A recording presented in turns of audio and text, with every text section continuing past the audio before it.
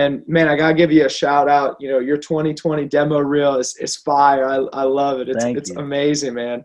And I think, you know, that's something that, you know, a lot of pilots out there, you know, it's a key component is building out your portfolio, right? So, and obviously a demo reel is a huge component of that, especially in cinematography, which is where you guys do a lot of your work.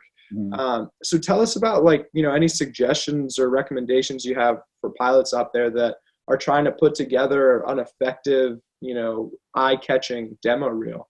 Yeah. Well, when you're putting together a reel, it's more about telling a story. So you're trying to tell a story about who you are and what you do. That, you know, starts with music. You know, music makes people feel emotional. So with that being said, you know, picking the right music, whether you want a slow melodic type of reel, or is your footage adventure based or fast paced, you know, Yeah. then you may want something a little more upbeat. But it starts, you know, with the music. You know, get some good music, have a vision, create even storyboards with your best shots, you know, of what you want to see, and then work with your editor, if you have an editor or if you edit yourself, to edit to the music. Every time a beat changes, you want a new scene.